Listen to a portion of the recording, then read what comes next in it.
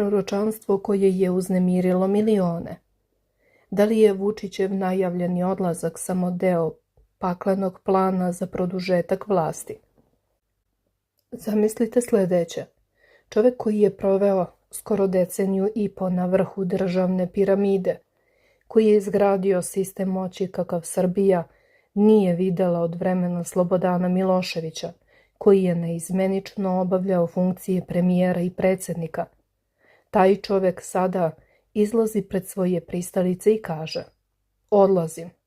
Predsjednik ću biti još samo nekoliko nedelja, a zatim podnosim ostavku. Ali da li je iko, bilo gde, bilo kada, predvideo da će baš ovako izgledati njegov odlazak? I da li postoji mogućnost da je sve ovo od početka do kraja bilo deo jednog velikog proročanstva koje je odavno naslutilo šta nas čeka? Ono što ćemo vam otkriti u narednim minutima moglo bi da vam promeni način na koji gledate na političku scenu u Srbiji. Jer ono što se upravo dešava nije kraj jedne političke ere. To je prema mišljenju mnogih analitičara najveći politički trik u modernoj istoriji Balkana. A pitanje za vas: da li ste ikada pomislili da bi Vučićeva ostavka mogla da bude samo maska za još duži ostanak na vlasti? Ostavite nam vaše mišljenje u komentarima, lajkujte video ako verujete da je ovo trik i podelite ga sa prijateljima da vidimo šta narod zaista misli. Na velikom skupu ispred Skupštine Srbije 27. juna 2026. godine desetine hiljada pristalica okupilo se, neki dobrovoljno, neki pod pritiskom, kako piše Deutsche Welle, da čuje svog predsjednika. I tada je usledio šok. Vučić je rekao da će predsjednik biti još samo nekoliko nedelja, a zatim podnosi ostavku. Dodao je da je rukovodstvo Srpske napredne stranke ponudio pomoć na sljedećim izborima, a njegova izborna lista trebalo bi da nosi naziv Ujedinjena Srbija. Ovo nije bila iznenadna odluka, već u junu mesecu. Vučić je najavio planove za podnošenje ostavke u narednim mesecima, naglasivši da ta odluka neće predstavljati iznenađenje za javnost. Tada je rekao da će se to dogoditi za 3 do 4 meseca, a možda i ranije, odnosno tokom leta. On je tada potvrdio da je već započeo proces pakovanja ličnih stvari u zgradi predsjedništva na Andrićevom vencu. Počeo sam da pakujem knjige u predsjedništvu. Imam mnogo knjiga i gledam gde da ih stavim. Molio sam sve moje prijatelje da mi kažu ko može da primi 500, ko može 1000 knjiga, rekao je Vučić. Precizirao je da će oko 1200 knjiga koje je dobio na poklon tokom svog predsjedničkog mandata donirati javnim strukturama. Na prvi pogled deluje kao da je odluka čvrsta i nepovratna, ali analitičari nisu tako naivni. Odmah nakon Vučićeve najave usledile su analize koje su ovaj potez protumačile kao nešto sasvim drugačije od običnog odlaska sa vlasti. Analitičar Radivoje Grujić izjavio je za Reuters da to nikako ne znači kraj Vučićeve političke karijere. Prema njegovim rečima Vučić već ima plan koji nikako ne podrazumeva političku penziju. Ovdje dolazimo do ključnog uvida. Analitičari su godinama unapred predviđali upravo ovakav scenariju. To je ono što bismo mogli nazvati proročanstvom koje su još odavno izrekli.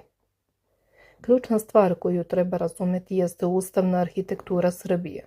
Vučićev drugi predsjednički mandat redovno se završava krajem maja 2027. godine. Treći put više ne može da se kandiduje po ustavu, zato mu je potreban manevar. Ono što analitičari odavno predviđaju jeste da će Vučić raspisati prevremene parlamentarne izbore i kao nosilac liste SNS-a pokušati da osvoji mesto predsjednika vlade u slučaju izborne pobjede. Na taj način on bi izbjegao ustavnu barijeru koja mu brani treći predsjednički mandat, ali bi zadržao pa čak i povećao svoju moć. Zašto? Zato što, kako Deutsche Welle piše, kao predsjednik Republike Vučić formalno ima uglavnom protokolarna ovlašćenja. Međutim, on je već bio predsjednik vlade od 2014. do 2017. godine, a premijer u Srbiji ima stvarnu izvršnu vlast. Ovo nije slučajno. Ovo je scenario koji su politički analitičari godinama unapred sagledavali. Oni su predvideli da će Vučić iskoristiti svoj politički kapital i institucionalne mehanizme da izbjegne ustavna ograničenja i ostane na vlasti duže nego što bi mu Ustav dozvoljavao. Ono što dodatno osnažuje ovu tezu jeste uporedni primjer iz Rusije, koji analitičari često spominju plan Putin-Medvedev. Podsjetimo, Vladimir Putin je neprekidno na vlasti od 1999. godine, naizmenično obavljajući funkcije predsjednika i premijera kako bi izbjegao ustavna ograničenja. Vučić je poznat po tome što čas traži bliskost sa Rusijom, a čas sa Evropskom unijom. Njegova izborna lista Ujedinjena Srbija podsjeća na naziv Jedinstvena Rusija, stranke ruskog predsjednika Vladimira Putina. Ova paralela nije slučajna. Kao što su analitičari odavno primetili, Vučić sledi obrazac koji su postavili Putin i u Crnoj Gori Milo Đukanović. Višedecenijska vladavina kroz različite funkcije, gde moć ne prati funkciju, već lidera. Ovo je proročanstvo koje su politički analitičari izrekli još pre nekoliko godina. Predvideli su upravo ovakav scenario u kome Vučić menja predsjedničku fotelju za premijersku, ne da bi otišao sa vlasti, već da bi na njoj ostao još duže. Ali zašto baš sada? Zašto Vučić odlučuje da pokrene ovaj manevar upravo u ovom trenutku? Od urušavanja nadstrešnice železničke stanice u Novom Sadu u novembru 2024. godine, Vučić i srpska vlada nalaze se pod snažnim pritiskom masovnog protestnog pokreta. U toj nesreći poginulo je 16 osoba nakon što su ih usmrtili delovi krova koji su, po svemu sudeći, bili nepravilno postavljeni. Protestanti, opozicija i organizacija za ljudska prava smatraju da su uzrok tragedije loše upravljanje državnim građevinskim projektima i nesposobnost nadležnih institucija. Pravosuđe koje je pod Vučićevim uticajem do sada je sprečilo krivično gonjenje odgovornih osoba. Protestni pokret već oko godinu dana zahteva raspisivanje prevremenih parlamentarnih izbora. Savo Manojlović, jedan od studentskih lidera, izjavio je da Vučić raspisivanjem prevremenih izbora pokušava da preduhitri svoj neizbežni politički pad, izazvan protestima. Ovo je ključni trenutak. Pritisak sa ulica je ogroman. Prema anketama javnog mnjenja, lista koju bi sastavili ili podržali studenti mogla bi da pobedi na sljedećim parlamentarnim izborima. Protestni pokret redovno okuplja veliki broj građana na ulicama. Prošlog meseca u centru Beograda protiv vlade protestvovalo je oko 180.000 ljudi. U takvim uslovima Vučić ne može da dozvoli da izgubi kontrolu. Zato pokreće manevar koji su analitičari odavno predvideli.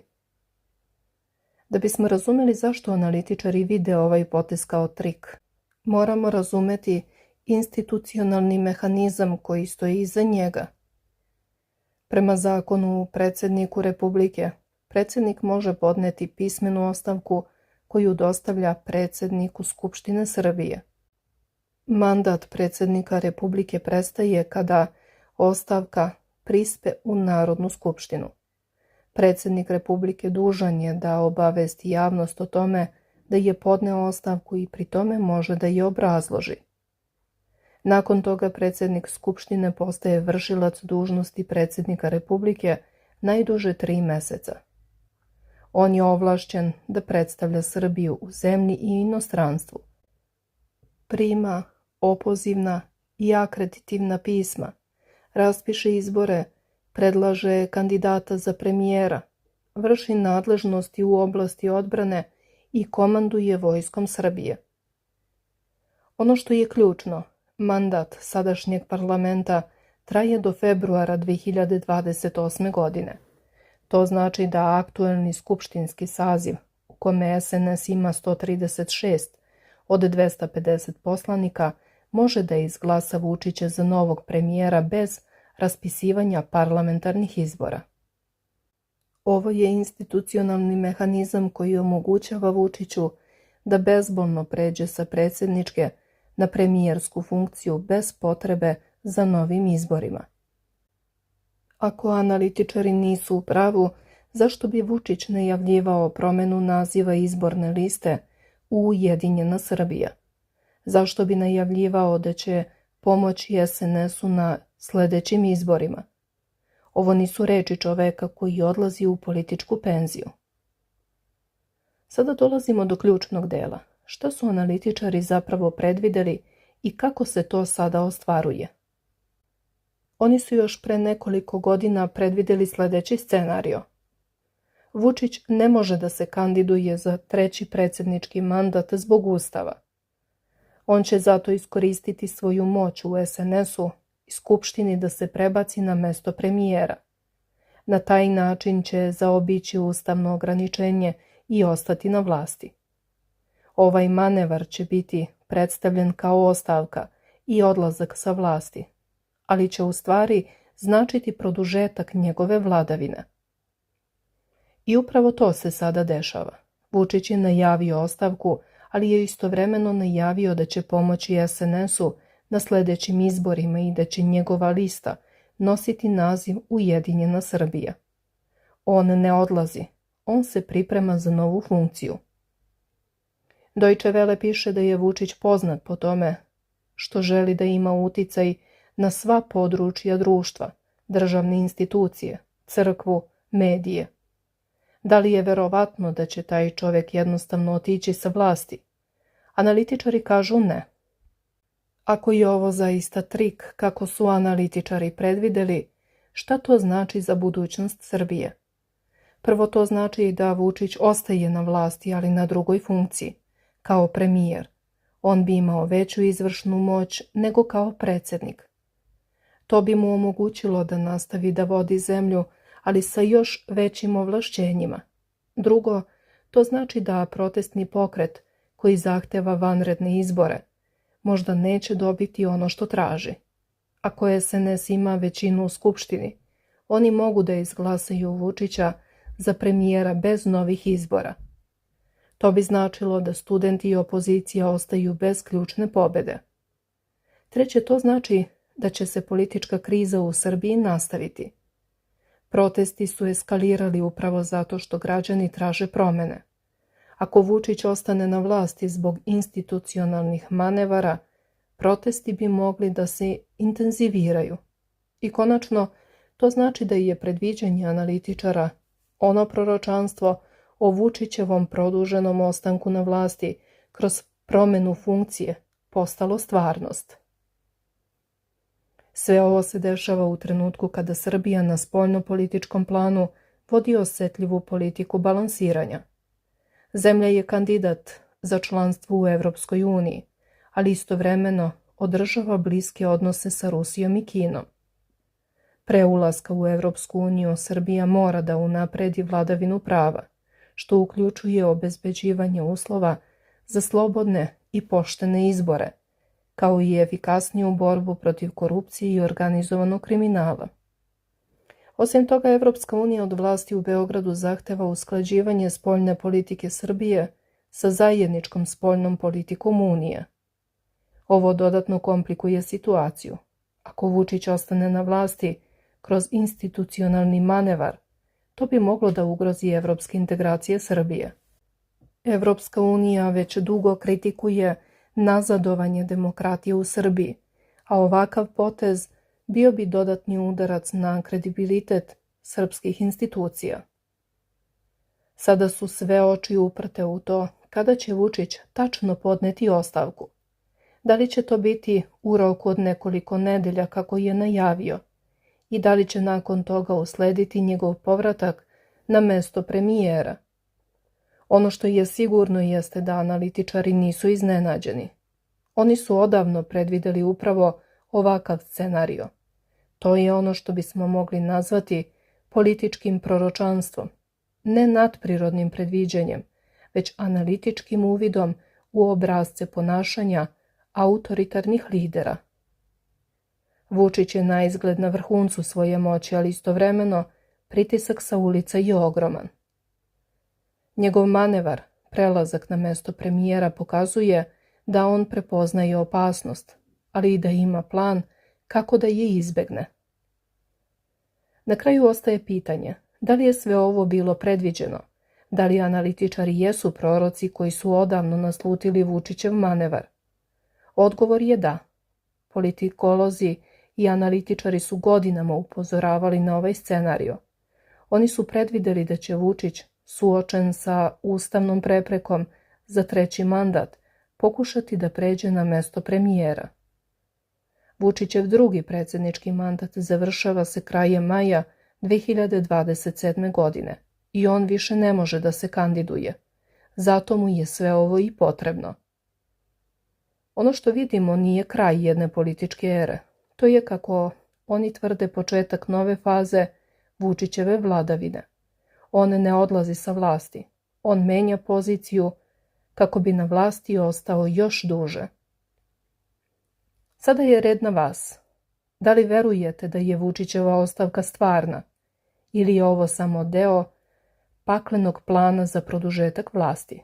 Ostavite komentar, lajkujte video i podelite ga sa prijateljima. Zajedno ćemo pratiti ovu priču do samog kraja.